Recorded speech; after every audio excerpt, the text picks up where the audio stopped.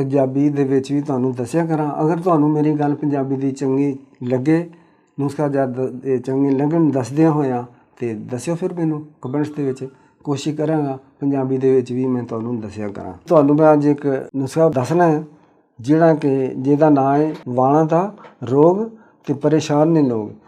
ਨੁਸਖਾ ਕੁਝ ਇਸ ਤਰ੍ਹਾਂ ਮੈਂ ਦੱਸਣਾ ਚਾਹੁੰਦਾ ਹੈ कि तुसां 1 किलो तेल सरों का लै लो। ये तुसां जोकां लैनियां ने, अगर ताज़ा मिल जान जोकां छपड़ां चों, नहरां चों, तलाबां चों, मूंजी दियां पैलियां चों जोकां एक पा लै लो। इन्हां नूं साफ करके जिहड़ियां ताज़ा लैनियां उन्होंने पानी च थोड़े दिन रखोगे, 2-4 घंटे रखो तो जोक साफ हो जाएगी। इन्हां जोकां नूं एक पा जोकां नूं और 1 किलो सरों के तेल नूं इकट्ठा करो, कढ़ाई च पाओ, थले इतनी धीमी आंच थोड़ी अंग जलाओ, फिर आस्ता आस्ता आस्ता आस्ता जिहड़ियां जोकां ने सड़ जाएंगियां, थले ला के ठंडा करके खूब घोटो, लई पेस्ट बन जाएगी।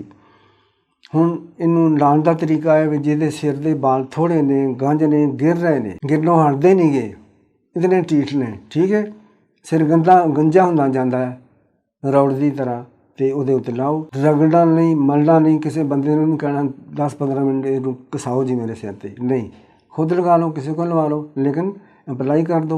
1-2-3-4 मिनट हल्के हल्के इसको छोड़ दो लगा कर। 3 दिन तक इनू लगा रहने दो, यानी कि रोज़ाना आप ला सकते हो। फिर अगले दिन होर नवां ला लो, होर नवां ला लो। चौथे रोज़ सिर नूं तुसां धोना साबण देसी नाल, जिहड़े साडे पाकिस्तान दे विच बनदे ने। हुण भी पिंडां दे विच लोकी बुढ़ियां मर्द बच्चियां बच्चे कपड़े भी धोंदे ने, नाल नहाउंदे ने और बड़े सेहतमंद ने, खारिश भी नहीं हुंदी, उन्हां दे वाल भी नहीं डिगदे, ठीक है। इस तरह ते बीबियां जिहड़ियां ने, लेडीज़ जिहड़ियां ने, वो भी बालां दीयां जड़ां तक इस पेस्ट को अप्लाई कर 5-7 मिनट 10 मिनट हल्के हल्के पोटियां नाल मसाज करन।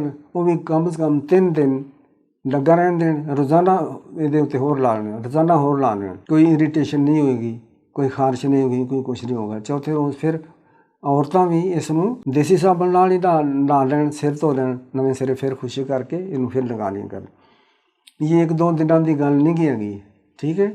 ये तुसां 2 हफ्ते, 4 हफ्ते, 6 हफ्ते, 8 हफ्ते लगाओगे, तुहाडे आइंदा सारी उम्र ना तुहाडे सिर दे वाल टैणगे ना डिगणगे और गंज खत्म होंदा जाएगा, नवें बाल आउंदे जाणगे। और जिहड़े वाल उगणगे कई होणगे वो काले ही होने ने, जिहड़े वाल तुहाडे गिर चुके ने जिन्हां दोबारा उगना है उन्हां कालियां होना है। ते ये चैनल सबसक्राइब कर दिया करो, कोई इस लई तुहानूं थकावट नहीं हुंदी। पंजाबी तो मैनूं घट ही आउंदी है, भुल गई है।